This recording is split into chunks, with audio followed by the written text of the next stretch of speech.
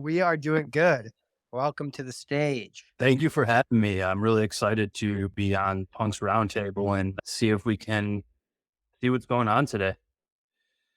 Yeah, man. Let me pin this to the top of the room, share it with a few DMs, toss out a few retweets, get this room full of some friends, and then we'll dive in. And then we got the whole group of podcast listeners too, as well. Cool. Yeah, I'm going to have my community manager ping it to our Discord, and then Samo, who's running our account, we can send out a retweet. That'd be great. You said you were based where again? I'm in Chicago. I'm in the Midwest. That's all right. Yeah. I remembered. I just didn't want to, against your will, dox your location. That's all right. If people wanted to find me, they probably could very easily. So nobody's come to my house with a hammer yet. So knock on wood. Yeah, that's funny. Yeah, I think if somebody put in some effort, they might be able to find me. There's a few little trails around, but definitely wouldn't be easy. But I go to punk meetups IRL, and at that point, it's just unavoidable. Cat'll eventually get out of the bag, right? Yeah, exactly. And I'm doxxed. So I just hope that my reputation, and the way I act in the space just speaks for itself and nobody has a vendetta against me. Yeah, it's those sweet 4 punks and 400 ether after, but sounds like you might have decentralized that bag. So Yeah, that's you've like Voldemort, you've Horcrux the shit out of yourself, so you're good. exactly that. There is no way that they could get the four punks and the 480 through me. So they would have an easier time just trying to take over the DAO through the main governance system. But we hope nobody will actually try that. Yeah. Oh man. Amazing. See, we got some more people filling in here. Yeah, it's a good 10 a.m. seems like a good slot. We're always playing around with different time slots here, but 10 a.m.'s been good. It like is a good GM for the Pacific coasters, decent almost lunch break time for the East coasters, and then still early enough that it doesn't completely rule out the rest of the world, but I am optimizing a little bit. Obviously, for myself, I'm a little biased. There's so many punks on the East Coast and the West Coast, like in New York and LA. I just wanted to, for the Punks Roundtable, make sure we were able to capitalize on like maximum punk attendance. So we're still playing with times, doing a little bit of testing. But right now, yeah, we're Mondays and we're Thursdays at 11 a.m. Eastern or 10 a.m. Central. Yeah, I wonder if you guys, yeah, because like there's a lot of punks, like you said, on the East Coast, which makes this time really good for them. But I wonder if you should try like on Monday doing like an evening or afternoon. We used to do a bunch of spaces and we had a lot of holders in Australia and even like Europe. So yeah, I don't know. You got to play around with it and experiment and see what the best time is to get some viewers. It's also about distribution as well. Yeah, no, 100%. I think end game, I'd love to start to decentralize this platform a little bit, give more punks access to the channel that I trust. And ideally, we just have shows rolling like around the clock, around the day, hosted by different punks on different topics. Because I do want to reach all time zones. That's important. Like the mission of this space ultimately is take these amazing conversations that happen generally behind closed doors or at exclusive parties or group chats and share that wisdom from so many wise crypto punks with the world. Cause like I've been a part of this community for so long. I've learned so much. And the way I see it, we've got people who are like deeply OG, embrace the Web3 ethos. They've been building for other projects, their own projects, or for punks even. And then you've got kind of like the more recent people who have joined because they see the value, or frankly, like even if they just have a lot of money, that's a resource in and of itself. So it's like a big community one way or another. And everybody shares one thing, which is, I think, conviction and punks, which I think just generally has an affinity for conviction in NFTs and the space as a whole. I kind of view punks, I've said this a lot, as like the benchmark. Like we don't have formalized indexes yet for the space. So just like I track my degen investments and tokens against Bitcoin or ETH, I often denominate all of my NFT performance against CryptoPunks. Yeah, no, that's a good point as like punks as an index because I'm a pretty big believer of the fat punks theory. I don't know if you've read Right. a bunch of threads on that. And then also I thought it was interesting. This kind of goes into news, which we'll probably get into. But Blend, I was listening to a Blockworks podcast with Pac-Man, and they actually decided their like prototype was like they're using punks. Like they're not even, I don't even think you can borrow against Bored Apes. I think it's punks, Miladies, and Azukis. And to your point, like if you look at the pricing of punks against Dune or whatever, like punks stays pretty stable. Like it's almost like an NFT stable coin in and of itself. Yeah, I agree with you. I think it's just, it is the grail of the space. It was when I first got into crypto in 2017, like I heard of crypto kitties and crypto punks from like the NFT side. So it's definitely the OG and it's grail to have. I hear you there.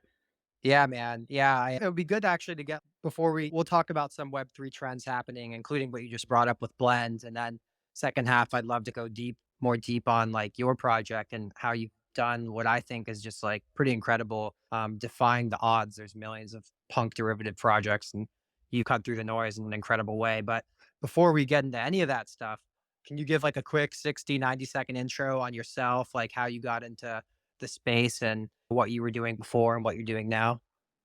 Yeah, my name's Dan Cecilia. I'm completely doxxed. I have been in crypto since 2017, and I was really working in traditional finance. I was a options broker trader in Chicago, and they had me working when I first graduated. They had me working like overnight shifts and weird hours. So I wasn't able to get into the whole corporate culture. So to make friends when I first moved, I would go to Ethereum meetups. So there was a number of Ethereum meetups in Chicago that were put on by what I would consider like the OG ETH Foundation people. And I just got into the space through going and trying to just hang out and listen to different projects present.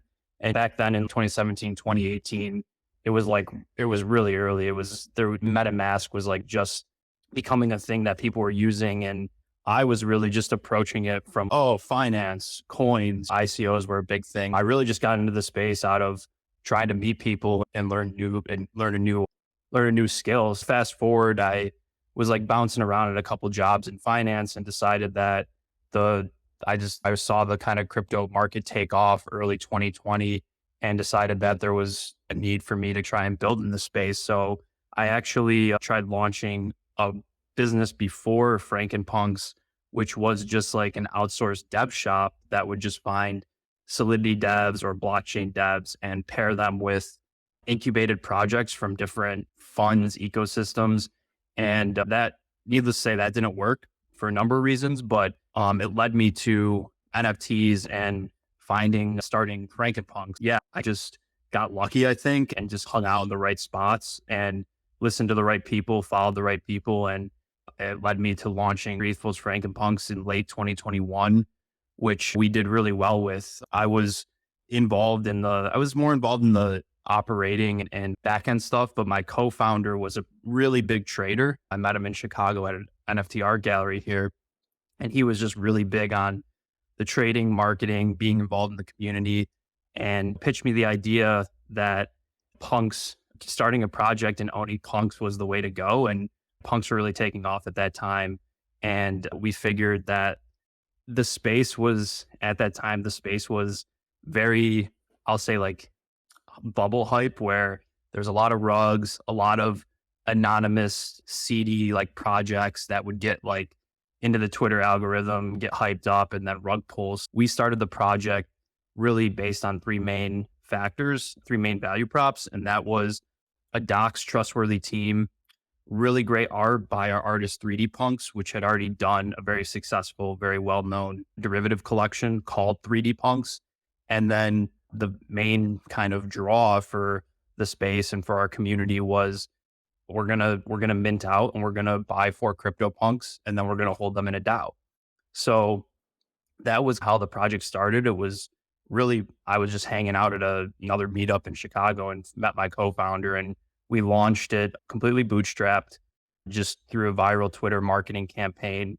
We did a couple unique things, which I think a number of other projects had success with. One was gated Discord. So in order to make the whitelist, you had to interact with our Twitter account and get a DM with a personal link to get into the Discord. From there, we did different leveling systems. So once you were in the Discord, you could mint you could mint 3 in the pre-mint.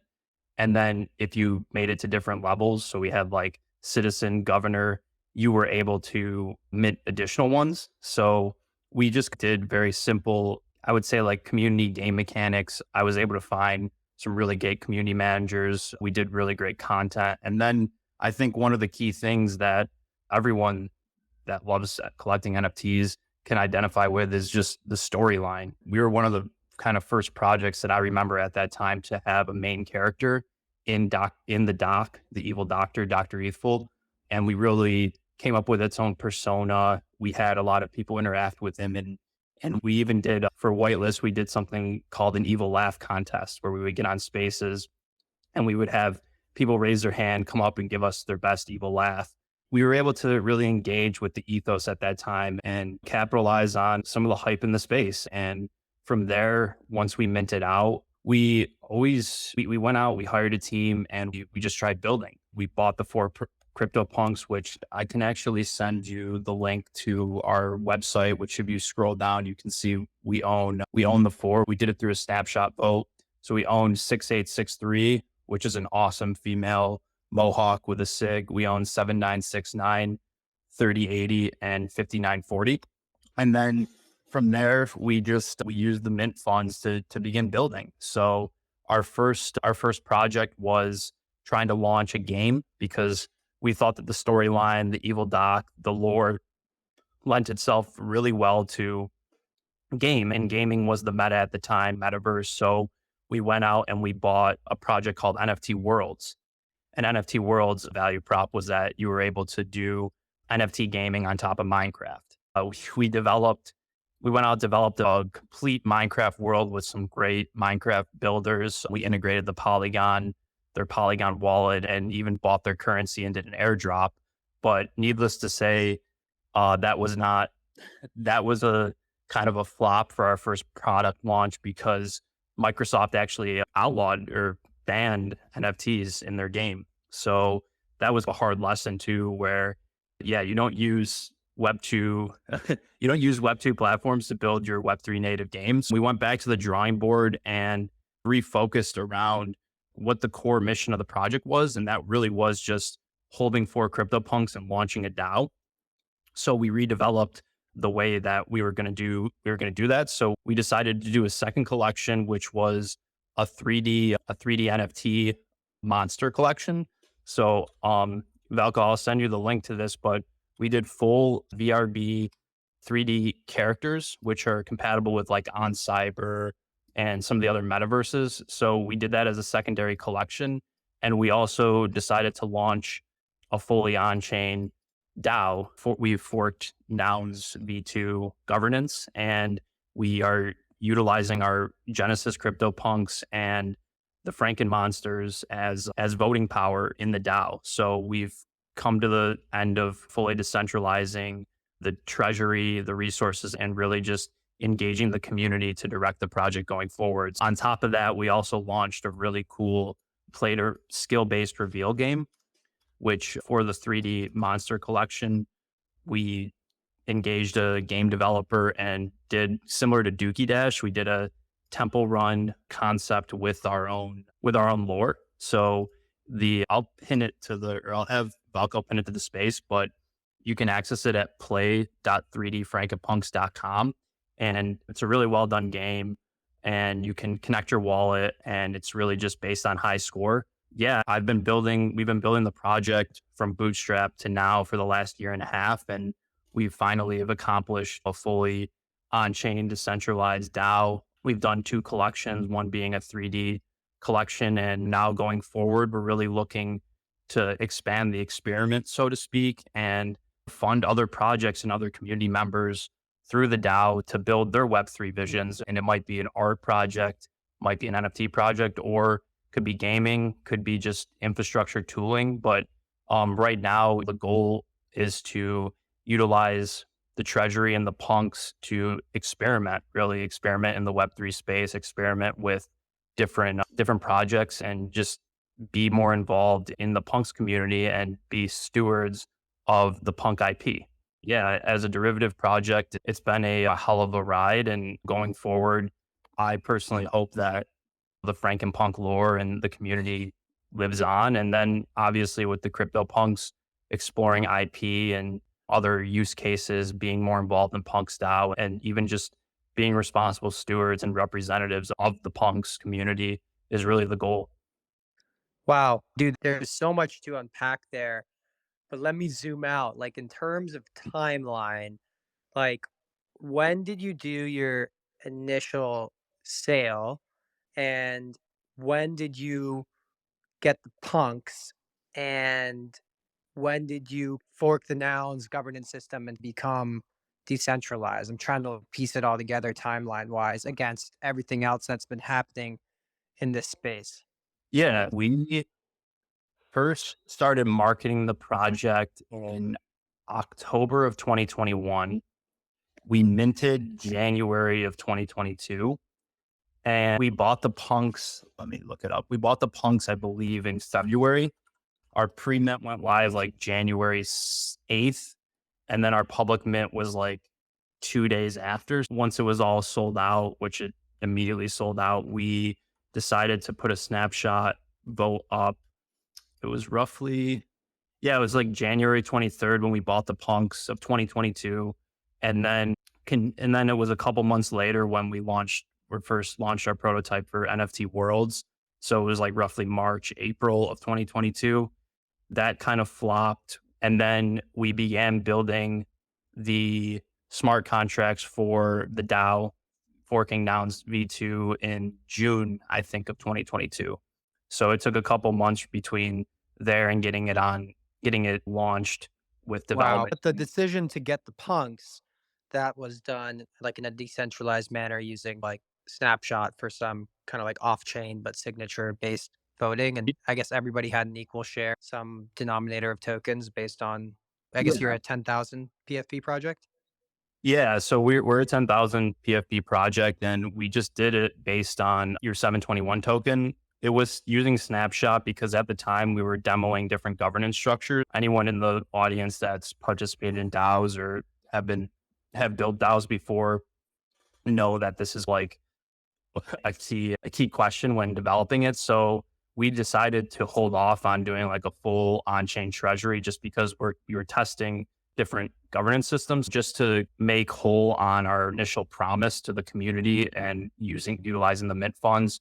We put up a snapshot vote and bought the punks because that would have completed our mint roadmap essentially, which was own the punk, buy four punks and vault them. And I guess So there was risk. It sounds like from the early days, the mission was like do the sale, mint out, take the proceeds, buy the punks. But there was totally risk that your community members just didn't agree to do that, but they did. Was that an overwhelming consensus of a yes, or was it like, were you worried they were going to be like, nah, we're going to do something else with this money? yeah, so we were very honed in on the mission around this is a punks project. We're punks enthusiasts. We want to be stewards of punks. We did a really good job with the storyline and the lore in the sense that like the art is a derivative of crypto punks. So like our artist too is 3D But it punks. totally has this Rick and Morty vibe too, the Yeah, mad scientist, which is like such a age old trope. I think it's so good. yeah, it was really a fun time too because there was just a lot of hype around it and like our community was just so active around the mint time. And I think to your point, like there was a risk of number of things. I didn't even find we had to do a whole front end mint site. We were gonna mint in January like 8th. I didn't even find our developer to do the front end, like the minting app until December 28th. So we only had 2 weeks to build it.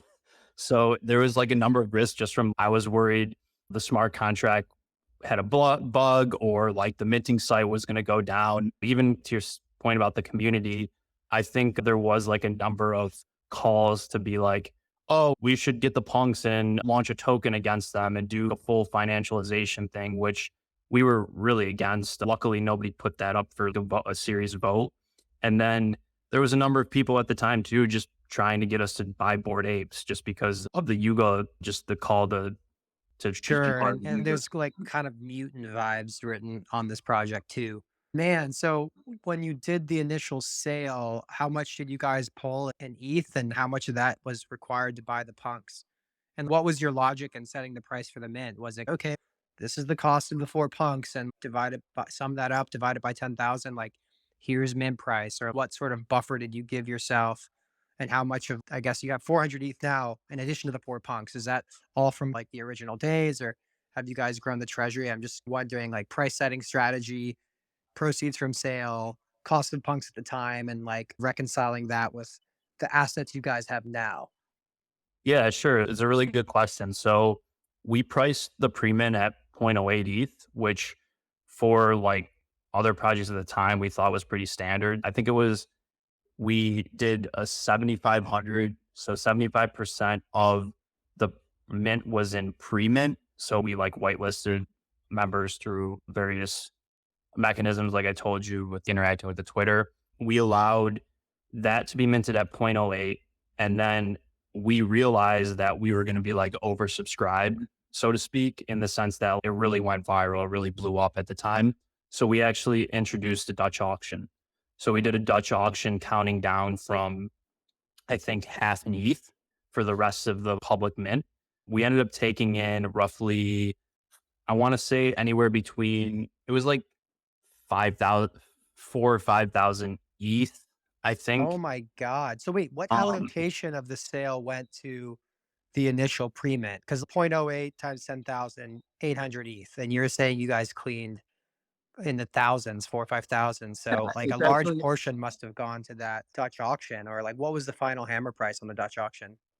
I think the reason why, and this is our fault too, was the pre-mint, like the pre-reveals, they traded above the Dutch auction price we set. So like this was like a little mistake we made where we like did a hard code on the Dutch auction price of zero point 0.5, and they actually traded up in the pre-reveal to zero point 0.6.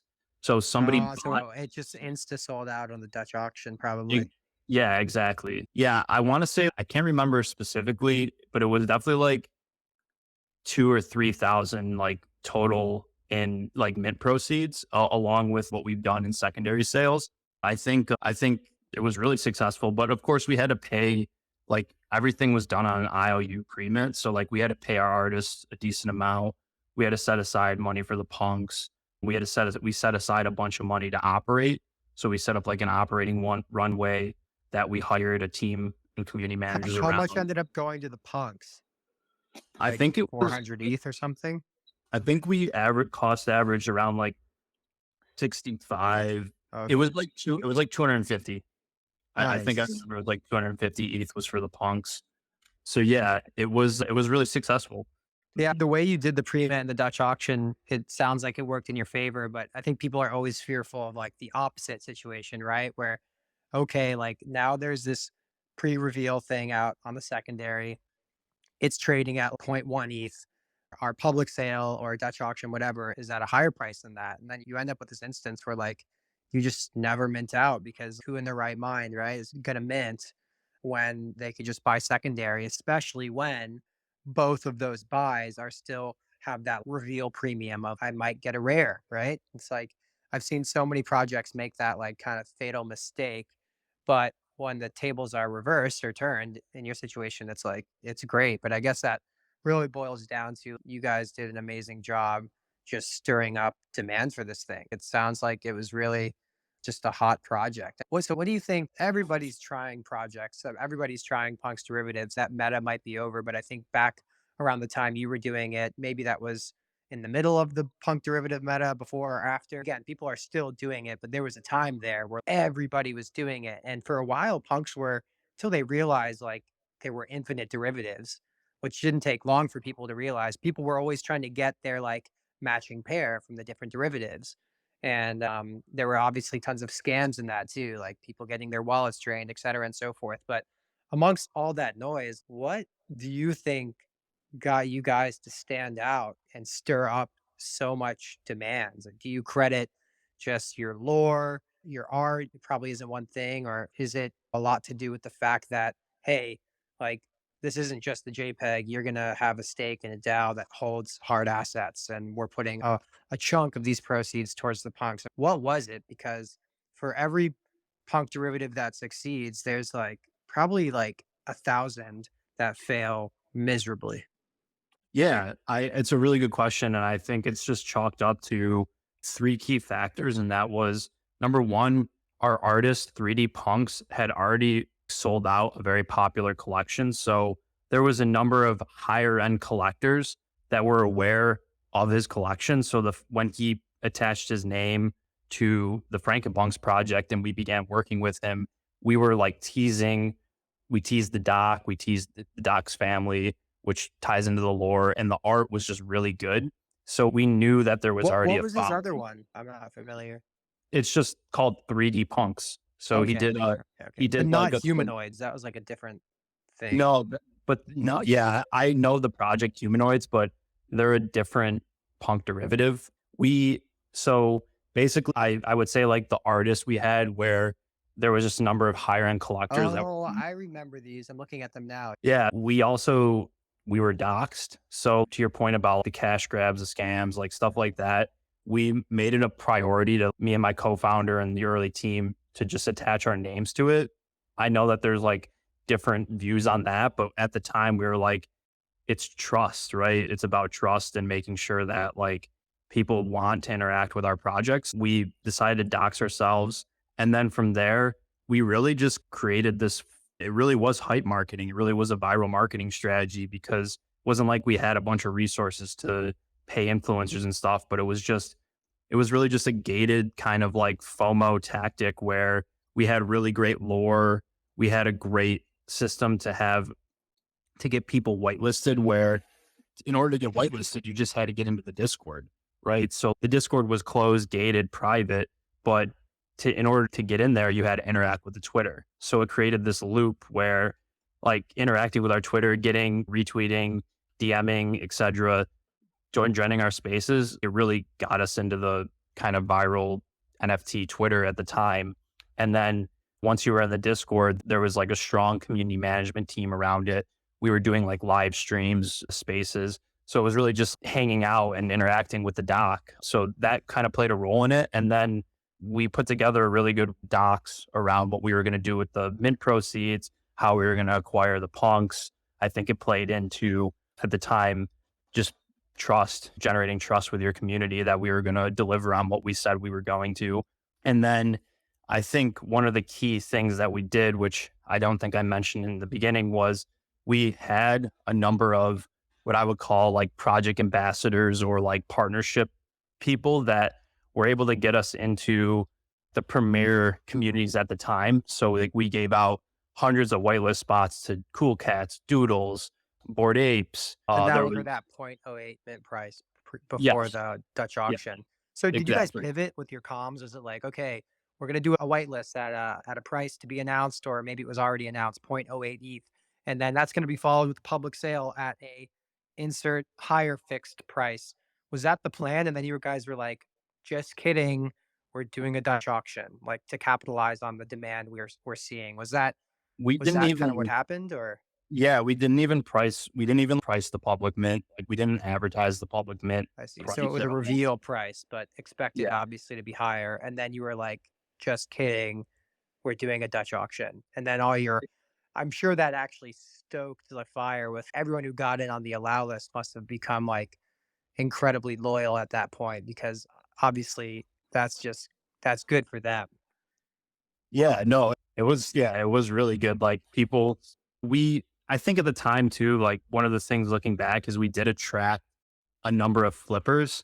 So it was very profitable for the way the volume traded on the first couple of days for people that wanted to capitalize on that. That wasn't our intention necessarily, but that was just the way that it happened. And I think the decision to do the Dutch auction was like, it wasn't advertised. Like we never really had the idea around the project that it was going to be like this massive profitable thing for everyone. We didn't even really think it was going to be like people were saying blue chip or like it really wasn't, that wasn't the goal. Like the goal was what I just said, sweet art, a solid community and for crypto punks. One of the things that actually did happen, which I forgot to mention, was our Twitter account got suspended. So we put this strategy in place early on, and that was like November 2021 when when I said we first started marketing, and we immediately started getting like thousands of followers, and Twitter has suspended our account because they thought it was a bot.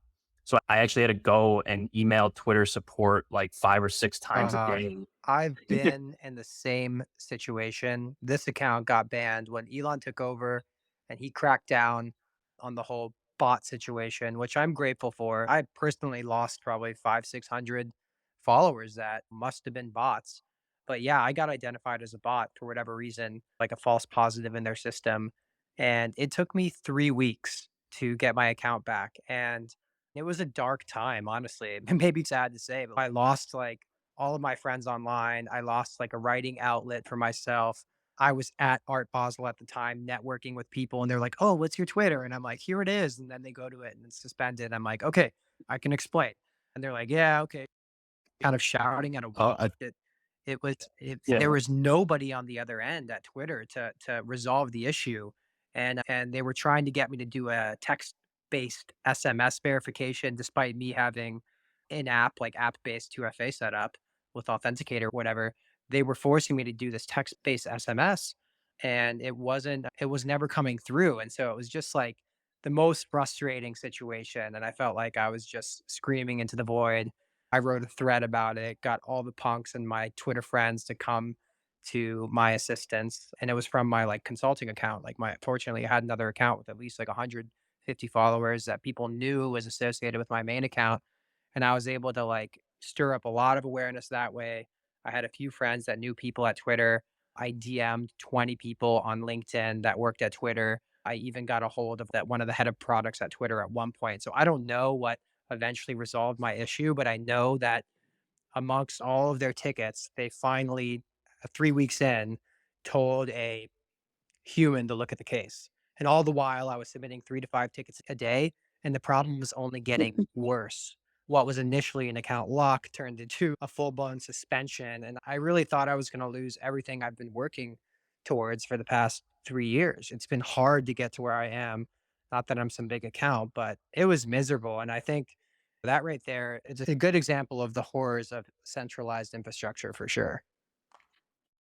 Yeah. And definitely I can empathize with, or actually sympathize with the way you went through that, because we went through the same thing in the sense that like our entire project early on, because it was bootstrapped, it was like 0 to 1 hinged on the Twitter account and like the main kind of character here with the doc. And like I did the same thing. I was like emailing Twitter support, and then they were coming back and saying you violated rules. And then I realized it was because I had 3 people running the account and I didn't have 2-factor auth set up.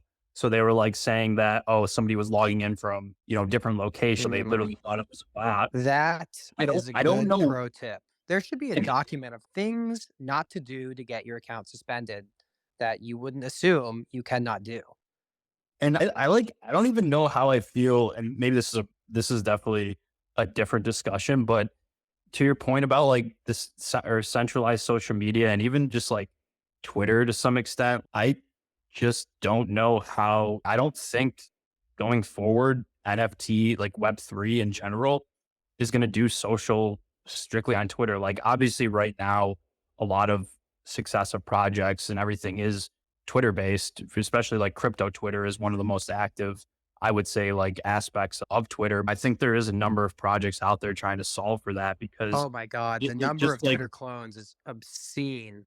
yeah, yeah. And I also just think somebody brought this up to me too, was like, how do you, with the way Twitter was developed, how do you verify like the AI kind of stuff is coming online? Like it seems like you do need a blockchain to verifiably prove what people are posting, right? There's nothing. I just don't think, unless you reconstruct from the ground up, there's nothing within Twitter, from what I understand, and not that I'm an expert, but like that can verifiably prove that even deep fakes, Right. like This is a fake content. human. Yeah, Oh man, it's exactly. so hard. The whole signal to noise ratio with regards to social media and just content in general is about to get so much worse. And it pains me to think about it. But I am a big advocate of AI. I think it's a great thing. A lot of people are fearful. I choose to have a little bit more of an optimistic lens on it. I think it's amazing, all the things I can do. I'm starting to feel like a superhuman. And I think like we're obviously just scratching the tip of the iceberg here.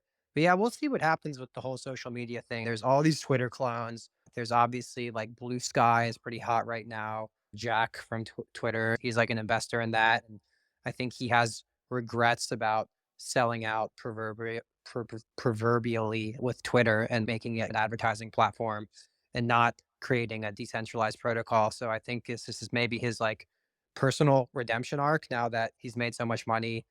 All he needs to do now is feel like he did something good in his life.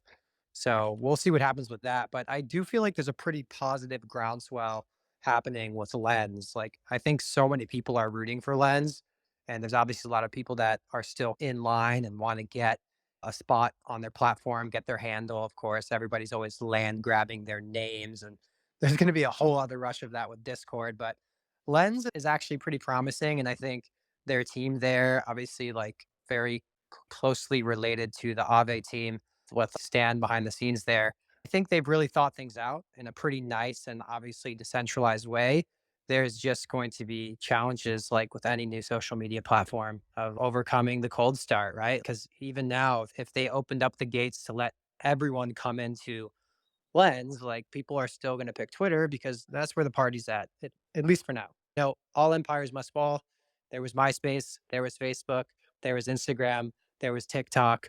Twitter was always there, looming in the background. And I think it's really come into the forefront now, especially with Web3, Twitter Blue, Elon Musk, Twitter Spaces murdering Clubhouse. Like there's so much going for Twitter, but there's definitely a need for something more decentralized. And Web3 is, we're obviously looking for the out, but we also need non Web3ers to make that shift. And that gets back to this whole problem of how do you convince regular people to care about the technology here?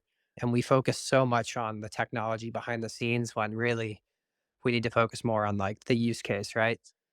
Yeah, exactly. And there's a lot to unpack there, but even like I got early whitelisted on Lens. I've used Lenster a little bit, but I've spoke with their team. I think their team's great. And I think this idea of, I think it's like what I would consider like a social graph where there's obviously like rip-offs, not rip-offs, there's clones of Lenster, for example. I don't know if you've been able to like post on there. It's pretty much a clone of Twitter from a UI UX standpoint, but it allows you to gate your content or mint NFTs through it.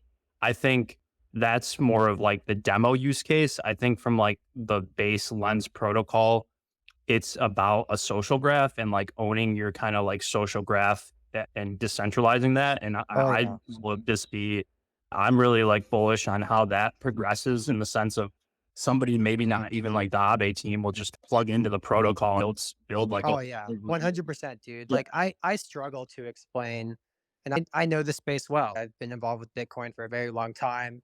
Have been dealing with NFTs and everything that's come since then on the Ethereum blockchain since 2017. But I still struggle to get the point of decentralization across to people because you can try to talk about the core values and the buzzwords and people's eyes gloss over.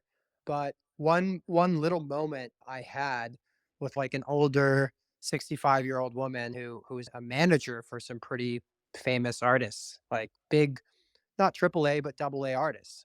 I was explaining to her blockchain and she's like pretty skeptical, but she trusts me to not be buying into the bullshit. So she's trying to see the light and we're having a good conversation for 35, 45 minutes. And at the end, we come to this merge in the road where it's, oh, wait, with blockchain, you can own your audience, just like my artists can own their email lists using like the rails of the Web 2.0 internet. And that's obviously way better than Facebook or Instagram or being within somebody else's walled garden. And that was like a little light that went off in her head. And I think it's stuff like that we need to just start driving home with people and focusing on like that type of stuff, the social graph, owning your audience, and like really the benefits of the technology, not the features of the technology. yeah, exactly. And I've also, I've had a lot of those conversations and I really, I think that there's a lot of what we could call normies out there that just they don't care because it hasn't affected them yet. And unless you like have a reason to have interacted with a crypto application, and even if you do, the UX still is not there yet. It's still like early internet where even switching Lensters on Polygon, like even just like switching in your network on your MetaMask and like downloading a MetaMask, holding keys, like all of that is very like scary to a normie, and like to onboard someone just by being like, go use it, you're going to lose a lot of people. But the one kind of point that I make when I'm in those conversations is I don't ever talk about currency. Like I've left finance a long time ago. I think there's a number of like people that always want to scream like finance and currency. And that's great. That's definitely one of the main use cases. But for mass adoption, I think the way I describe it is digital property rights. So you actually don't own the media on your Twitter. Like, sure, you can get your follower base up. It could be a very big distribution channel for you. But as soon as somebody wants to suspend you, you're done. As soon as a centralized platform wants to take all your content down, whether that's YouTube or wherever else, you're done. And I think like there isn't really this idea of digital property rights where, yeah, I'm going to post my content and I should own that. And I should be able to charge my audience for it and own my social network for that. And you can accomplish that through decentralized networks as opposed to putting my content onto a centralized server. They're capitalizing on my data. They own my data. And it's really just whether or not I want to pay influencers adhere to their rules. And I think that's the way I've began describing it is you can have that conversation where you say, do you understand property rights? And they're like, yeah, I own my house. And I'm like, okay, can anyone take the title to your house unless you go through the legal process or the process of selling your house to someone else, transferring ownership? No. Okay. Can you do that on the internet right now? And they're like, no, like all my data's in a centralized server. Okay, then digital property rights, which was provable through NFTs and this whole kind of ethos is really how I try to describe it. And maybe it's not the best argument, but it certainly clicks for a number of people if they want to be open minded to it. Yeah, no, I think it takes these more relatable, like day to day instances where trust may be broken between you and your Web2 platform of choice for people to get it versus so often, especially when you talk about the financial things, which are the common kind of proof points people try to use to get people to understand blockchain. But it's so common to go to the doomsday examples for what if there's a massive financial failure, or what if there's a currency reset, or what if there's a war and you live in Ukraine, you're trying to get your money out of the banks, or even like medium case doomsday things where it's what if I lived in Canada and I was one of those truckers or their friends and I had my accounts frozen. It's like it's hard for people to relate to those things because those are until it happens to you, you don't really get it. But I think when you pull it into social media and general web activity, not just like these kind of crazy geopolitical or financial like doom situations, then people, it really clicks with them. And that could be as simple as like you and me, we both got suspended from Twitter at some point. That was fucking awful. And, decentralized systems can obviously help that. Or Vitalik famously says the reason he was inspired to create Ethereum was because his spell in World of Warcraft got nerfed, and that he cried himself to sleep that night. And that was the moment he understood the horrors of centralized systems and what happens when you give people God mode, whether or not those people have bad intentions or good intentions. Like it creates a single point of failure that could be exploited by them or somebody who has leverage over them or somebody who's just able to kind of like force entry and exploit that single point of failure. And we see stuff like that all the time in these large scales, but it's these micro instances where somebody has God mode that why risk that when there's a better way? This is like an evolution of like checks and balances, right? We all learned about that in civics class and how the founding fathers went on to design this nation. But Web3 is introducing like a new form of checks and balances. Frankly, it removes a need for checks and balances in so many instances because the alignment of incentives is so like directly tied. And I think what you've done with your project is like a really cool, I mean, it's a DAO, man. It's doing that, I think, in a really real way versus like even something like Yuga Labs, like great project.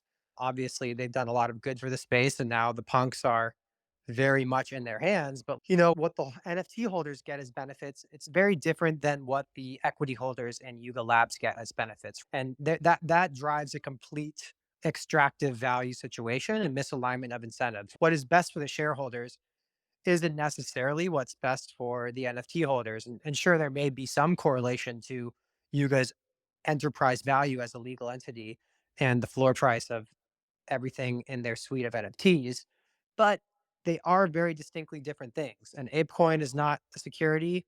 It doesn't give you any right to revenue or whatever distributions from the company or voting rights in the company. And so I think what's cool about DAOs is you close that loop. And now, of course, we're waiting for the SEC to make some decisions on how they feel about their own rules and digital assets. But it's going to be interesting to see how this all unfolds over the next, call it 6 to 18 months or 24 months, especially in the midst of all this kind of like economic turmoil and shakiness that everybody is feeling right now. Yeah, yeah, I definitely echo everything you're saying, and I try to stay away from the like doomsday scenario arguments just because that's been played out a lot by what I consider like maxis and mainly Bitcoin maxis. Not that there's anything wrong with Bitcoin, I hold a bunch, but it's just an argument that gets you labeled as like a crazy person because the majority of the population is, if you're US based, I don't know other countries' situations, but there's just no reason to go down that argument. But from the social media, digital media standpoint, I think it hits a lot closer to home, especially for like digital artists, creators, Oh, for sure. especially, The especially in moment the you era of AI. become labeled a crazy person, you alienate yourself and like the whole ecosystem for whoever you're speaking with. It's like, it's really a shame. It's kind of the guys who are really preachy about their gun rights and, oh my gosh, we need it for when the government tries to seize our land. And I think, frankly, there's some validity to that. But the moment you tell that to your everyday person, they're okay, bro, never Yeah, going to happen. And then the narrative's lost. yeah, and also you're not building you're not building things that are mass adopted. You're creating an environment where there is like chaos and you can't operate a society in chaos. So if you want to go down that route, you just be like, coin is just an alternative system and blockchain is just an alternative system. It allows you to have economic transactions peer to peer. And I just, from like the DAO standpoint, I just more explain it as like an internet native company where it's like a chat room with a bank account is how I describe it, where there is, depending on how you develop it and design it, like obviously in DeFi, we see a much more protocol based, but there is a hierarchy. Let's be honest. There is like a trade off between like horizontal versus vertically scaling organizations. And in DAOs, your governance system is designed based on what you're trying to accomplish. So like from like a Uniswap protocol perspective, Uniswap DAO with the governance tokens, like from what I understand, there's a handful of investors that own a lot of the voting power that have the right incentives to do certain things within the protocol. And to be honest with you, I would want what's the best interest for the protocol, and those that have the most kind of power or are power users or have an incentive to govern in that way, like they should have the decision making rights. It's just an So internet way I'll native. dig in on that. I've got a question. So you guys, Sure. I'm part of Nouns DAO and I love Nouns DAO. I always use it as an example. Hey, DAOs can actually work. These guys are the gold standards. They're coming up with all these creative things. They're deploying funding in a meaningful way. They're managing the treasury pretty well, and they're pretty damn decentralized, like as decentralized as pretty much any DAO I've been a part of gets. Have you guys modified anything from their governance structure? Have you layered in any sort of weighting to those who have like long-term alignment or are more heavily engaged? Or is it pretty identical to Nouns where it's like one NFT equals one vote and you can delegate? your NFTs to those you want indefinitely, and that's your how you would describe your governance system. Yeah, so it's modified. So basically, what we added was something called voting power. So voting power is divided into two distinct types. There's token voting power, which you earn from staking your tokens on the DAO, which is your base votes plus a staking time bonus, plus like a rarity bonus times the number of monsters you have. So it's in the docs, and I can send you like some of the technical stuff. But We the added like basic premise is you stake and you accumulate time, which right, increases some factor that's applied um, to your underlying number of votes. exactly, and And then you can there's unstake at any time, or do you guys have a lockup? you can unstake one if you decide to like take the staking bonus, you can stake for a max of I think it's 2 months. And then after that, like you can choose anytime up to that. Or it's rather a month, 4 weeks. And anytime after that you can unstake. So there's no So there's like a max 1 month lockup. lockup. And then Right. after that, you can unstake at any time. Obviously, that Right. has healthy effects for the floor. Some have attacked that approach as like artificially pumping the floor because you reduce sell side pressure. But I think what it does is it makes sure you have long term aligned actors. Now, 1 month by some might not be considered long term, but it's surely longer than a flipper wants to be exposed to a collection. So I think that's a cool thing. Okay, you have voting power that is boosted by staking and some sort of long term alignment. And what's the other factor?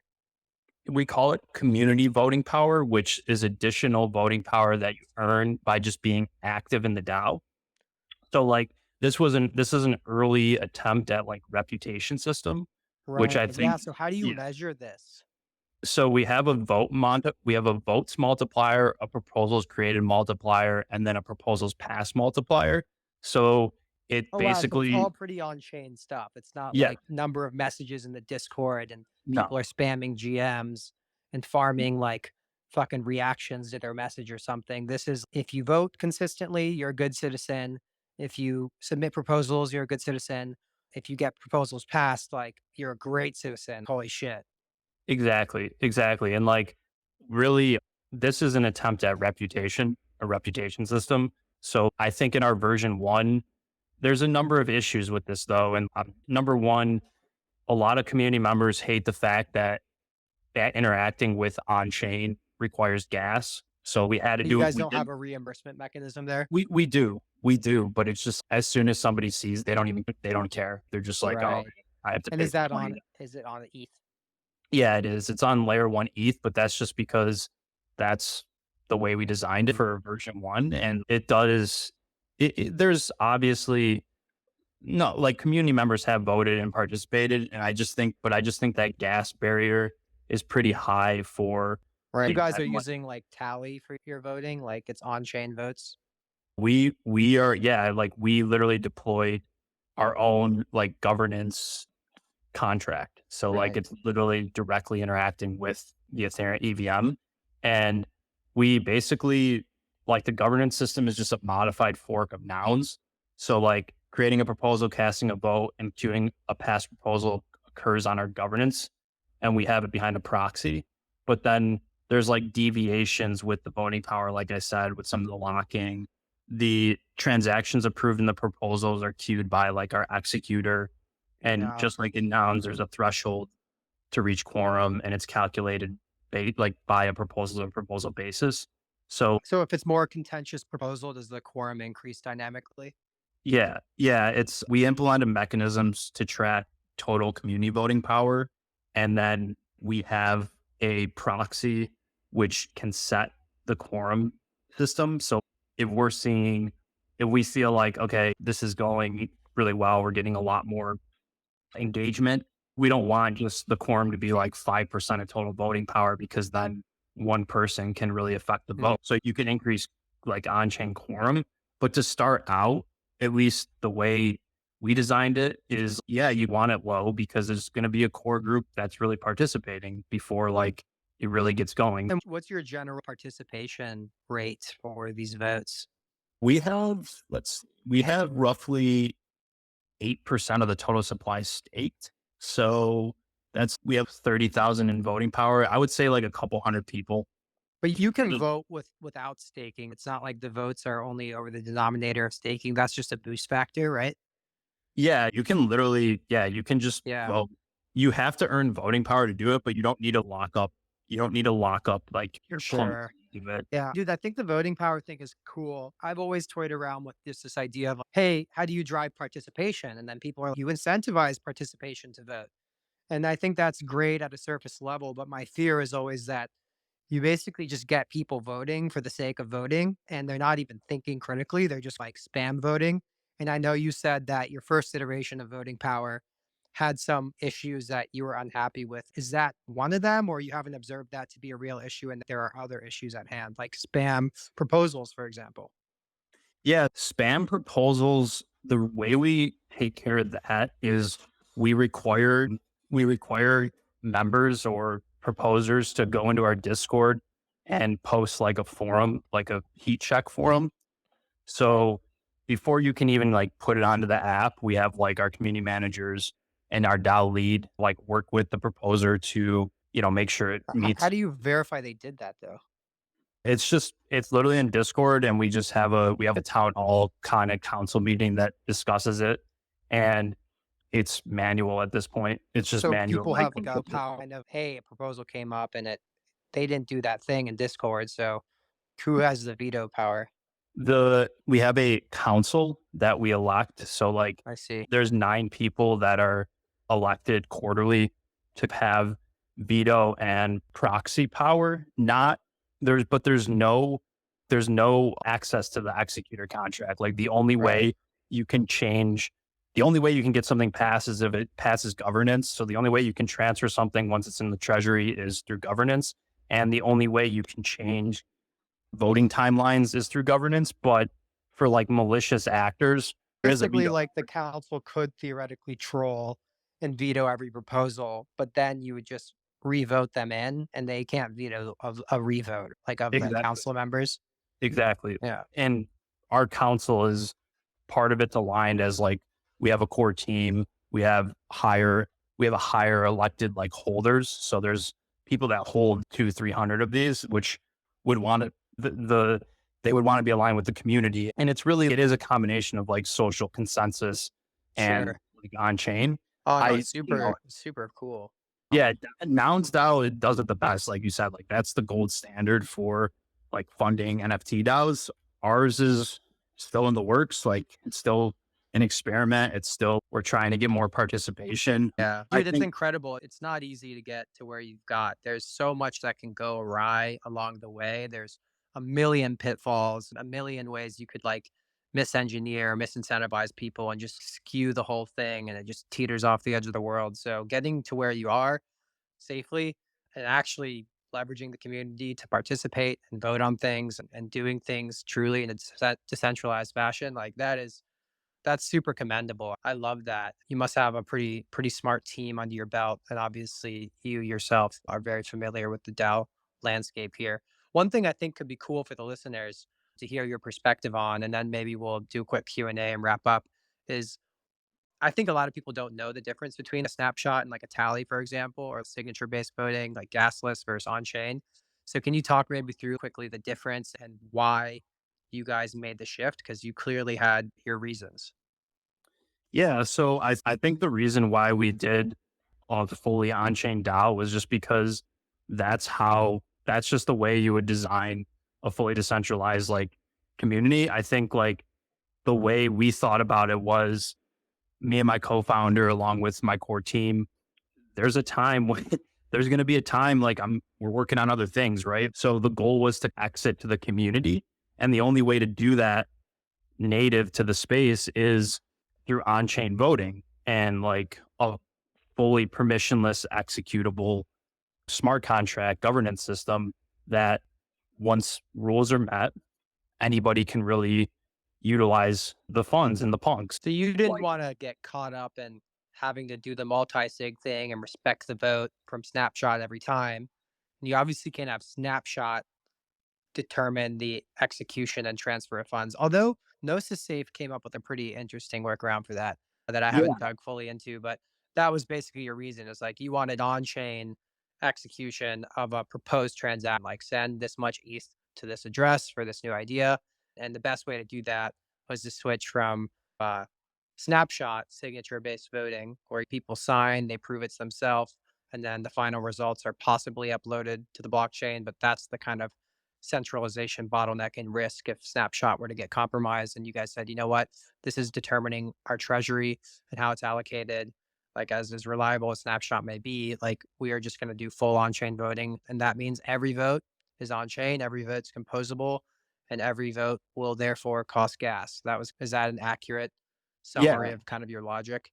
Yeah, that's exactly it. And I think it was just even simpler. It's like that's the most secure and trustless way to do it. It's verifiable on chain. Every vote can be looked back on the EVM. It's permissionless. We don't want to screw around with multi sigs.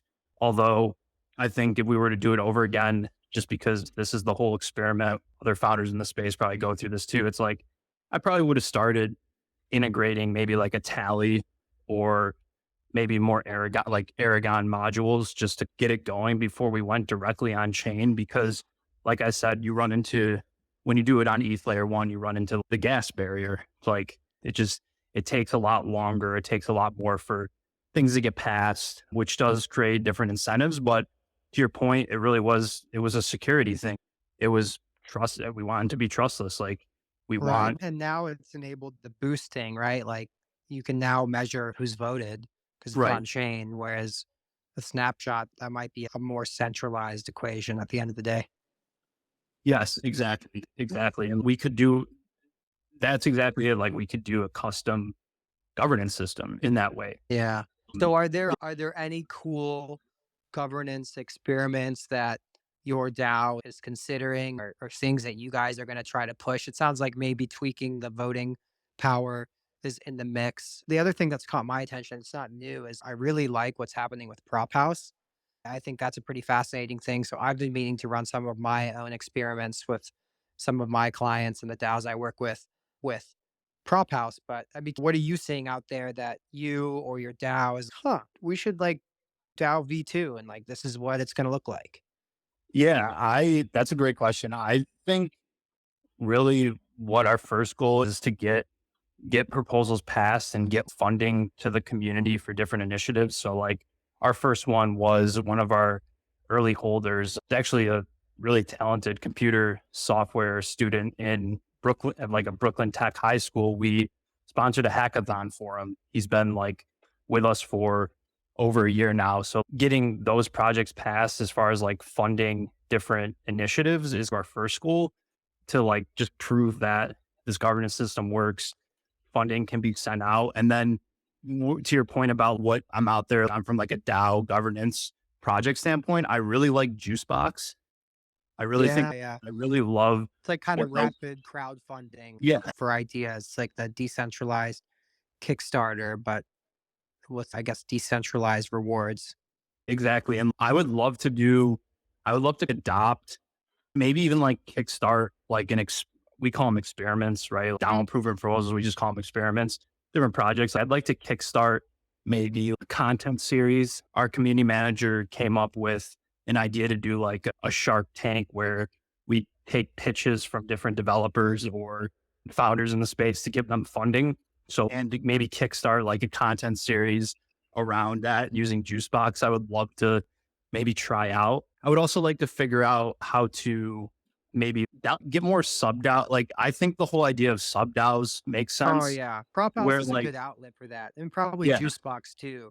But yeah, Nouns has done that so well. They closed off their Discord, and now you've got all these fragmented like little nation states within Nouns, and I think that is so cool. That's inevitable, right? It's like with any NFT collection, anybody can make a wrapper, right? And the wrapper could have its own benefits. Welcome to the rapper B25 community of CryptoPunks. And similarly, anybody can spin up their own Discord, anybody can spin up their own front end. That's real decentralization. And I think sub DAOs totally fit into that, especially when you build the Rails or some protocol for people to easily copy and paste that whole sub DAO thing. And for me, the outlet for that that's caught my eye is definitely Prop House. But Yeah. box could be good too. Yeah, I'm aware of Prop House. I just haven't interacted with it as much. But to your point, like to me, the most successful DAOs, like the whole thing is around sub DAOs. I think like once you proliferate various like little nation states around like a decentralized protocol, little nouns. I'm a holder of little nouns, for Oh example. yeah. That to me is that's when you know a DAO is successful Yeah. I because mean, in a way, you guys are a sub DAO of punks. You guys said right. you have 4 punks and you have position in punks DAO. Is that correct? I personally do like with I own 8949 and Uh-huh. I've been trying to figure that out. So I've been just trying to attend those meetings, but eventually like I asked them if we could do some type of derivative proxy or sub DAO, but it's not there yet. And Yeah, plus, you could do post an experiment to buy your way in. I think it's permissionless entry, or I actually know it's KYC and application based now that I yeah, I'm not in there's like a VC investor VC, I think kind of area. I'm more like just community. right. So I think we could do it, but they did say it is KYC. So Right. Yeah, that would I be don't know how hard. you, yeah, because like we definitely have the resources. It's just, I don't know how I would KYC an entire DAO. We probably Yeah. It begs the argument, do we need or the question, do we need a truly decentralized punks DAO? Because I think what Lil Nouns have done is so cool. When you described to me what you were doing, that's instantly what I thought of. Yeah, I mean that's pretty neat. The sub DAO thing's super cool. I need to figure out how I can leverage that a little bit more. Yeah, exactly. That was my original kind of goal is to get these different groups, subgroups within FrankenDAO. So right now we passed an alpha. Our alpha team is really active. They have a really big following. So we're in the process of passing alpha funding and we're going to have them do live trading, content education, and see if we can generate Yeah. something through there. And I would consider that like, You should look into Prop House because I think it could kill multiple birds with one stone for you. Like I heard you say you're working to make sure proposals are getting through, that you want to maybe do some like content series and that you want to achieve this sub DAO stuff. And I think Prop House would potentially, not to be prescriptive, but I think it could potentially help with all of those things because it was originally designed for this explicit problem of there's a lot of friction to get a proposal passed. So Prop House came to life for that reason. But it's also been a way like the Nouncilers, right? A sub DAO or group of nouns have their own prop house. And there's a variety of prop houses out there. And so it brings in that sub DAO element. And then some of the series in these prop houses are specifically around, okay, this is a new prop house series. We have 10 ETH that we're going to distribute to 10 winners, 1 ETH a pop. Submit your proposals. And it's like an open call for anything that will help proliferate the nouns meme, or it's an open call for any nouns content. And then you just get wacky ideas. And then depending on the prop house, you have different people with governance. For nouns, it's obviously nouns, but Cryptodes has a prop house, NARS has a prop house. Your governance thing would likely be your NFT. I don't know if you can apply the weighting power to it or not, but then people vote on, okay, which of these ideas are the most worthy of winning the money? And it's like it's described as an auction in reverse. So typically with an auction, there's an asset that is the quote lot, and people bid with money for the asset. But in this instance, the asset being auctioned off is quite literally a sum of money to seed an idea, and you bid with proposals or ideas. And I think it's really cool. There's risk in it because the funds in prop houses are often deployed, I think, by multi-sigs. I don't think it's even necessarily done fully on chain. So there's like that risk that you just fund a prop house with an actual experiment of like people that have bad intentions.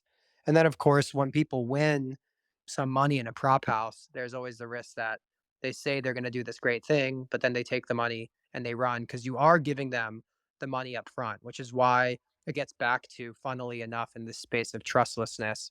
It gets back to what you were saying at the beginning of this whole call, which is trust is still really important. Reputation is really important. And that's why you guys choose to have a kind of docs team, but even a pseudonym, not docs, has a reputation. I have a reputation to uphold. And I would never be somebody to submit an idea for a prop house, take the money and run. I would ruin everything I've built overnight. But definitely look into it. I was going into the details just for the listeners because you might be familiar with some of the details. But I think when I look at those three issues that you're trying to solve, prop house could be a very good solution. And hit up the original Nounders, like they love prop house, and I think they'd love to potentially do some sort of partnership there with you. Yeah, no, that's a great idea. I definitely am going to look into it. I think one of the things you mentioned, NARS, like one of the things are a couple developers we had who are like actually Gitcoin members. They're like, you should hit up NARS and put a proposal up to like use your punks to like sponsor skateboarders or whatever. And I was like, that's actually a pretty cool idea. Maybe Prop House is the avenue to do that. And something I was going to say is one of the things really I want to do is I want to go out and attract like DAO contributors, like natives that are searching for DAOs to contribute to, want to partner with, like obviously like Juicebox, Nouns, Prop Right. House. It's a new Um, form of digital nomad. and I think one of the things with any DAO really is there is really only there's going to be a small minority of core contributors. I think that's how there's no like perfect democracy. Like it's just there's going to be a core contributor group. Hopefully your incentives are aligned and the design is good to make sure that it proliferates your mission. But I think any DAO is really just the strength of it is what type of community members you cultivate and attract. And I think For like sure. we have a delegate system. So like most DAOs do, but pushing to delegate votes from passive members where they're like, yeah, I do want to make sure that I'm participating, but I can't do this every day. So let me delegate to a core contributor group or let me delegate to the alpha group because I really like alpha or let me delegate to the punk DAO, sub DAO within the project. I think that's how it works. That's how you get things passed, and that's how you align your core mission with the rest of the community. I am searching, and probably the next kind of phase of this would be going to prop house, trying to just attract these, like you said, digital nomads that are active contributors to other DAOs. Yeah, we should chat about that offline, and I'll send you For sure. some notes I took on Prop House too that I got from Seneca. But Awesome. the other thing is like me and my friend who's actually in the room have come up with a pretty cool automated prospecting strategy on Twitter where we're able to find like a pretty unique type of person and take them essentially through a drip campaign to ultimately convince them to join like a group or fill out a form or do something for research purposes.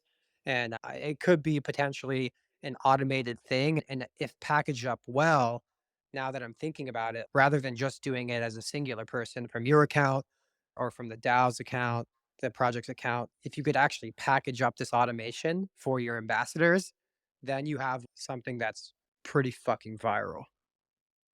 Yeah, I'm happy to discuss it, and I'm happy to work with you and your partner there. Like we also welcome people to come and participate too. Like maybe there is a proposal we can get through and work together on. So definitely happy to talk about it for sure. Yeah, no, that's super exciting. Look, it's we went over, but I've been really excited about DAOs recently. I've been a fan of DAOs, and DAOs are often this like cliche buzzword, but I'm starting to see the light at the end of the tunnel with DAOs. Like I was very suspicious of them. I think a lot of people were often trying to use DAOs and frankly NFTs as like these magic bullets for their shitty business plans, and they don't think about, okay, like how do we really build a sustainable business here, or how do we actually build something that's really decentralized and actually automated. And like obviously those words are in the name, but people don't really think through how that can be possible without it becoming a complete absolute clusterfuck. And Nouns has shown me the light. That's why I got my Nouns sometime late last year. And after going to DAO Tokyo very recently and seeing some brilliant guys talk about some of the more novel mechanisms and innovations on just a raw democracy or basic delegation stuff. Like you're talking about voting power. I think we're going to start to see that become a more standard thing. And everyone's going to have their own custom model for that. But then there's these new innovations, Juicebox and Prop House, that frankly, like the people who give a fuck about DAOs, we know about these things. It doesn't take that long to find them. But I still feel like a lot of the Web3 space is just thinking about DAOs as like voting, snapshot, multi-sig, like great, cool, shared treasury, chat room. but it really runs deep. And I was very doubtful it was possible, but now I really do think it can work. And it won't work for all applications, but I'm a big believer in DAOs. I'm very excited to build a bunch of DAOs, contribute to a lot of DAOs. I consider myself one of those neo digital nomads, bounty hunter types. So it's been really fun talking to you, man. I really appreciate you last minute stepping in yesterday after we lost our guest today. So thanks for coming up. Let's sync again soon. And I wish you and your community the best of luck. Yeah, I really appreciate it. And I'm glad we connected and I had the courage to reach out because I think there's a number of punks that are way more popular and well known than me. So I appreciate you taking a chance to have me on. And I echo what you're saying. I'm the same way. I want to be like a DAO bounty hunter in myself. That's why I built Frankenpunks. I'm native to the space and want to be full time. If there's any way we can connect and maybe we can help you grow Punks Roundtable and what you're doing and get your name out there, it would definitely be beneficial. Yeah, man. We'll do a one-on-one, but it's fun also to do those up here. That's the whole point. Why have this conversation behind closed doors when we can share it with everybody who's in the room? Thanks everybody for joining and everybody who's listening on the podcast. It's just really special to have this audience and like it's content out there that will compound forevermore for everybody to learn from at their own time. I'll share that link with you to the podcast or remove the crazy feedback bit at the beginning for the first 3 seconds. That was my bad. I'm still learning how to double host from my old iPhone and then join from this phone. But it's been super fun, man. And I'll see you soon. Yeah, for sure. Same here. Thanks, Falco. We'll talk. All right. All right. Cheers. Cheers.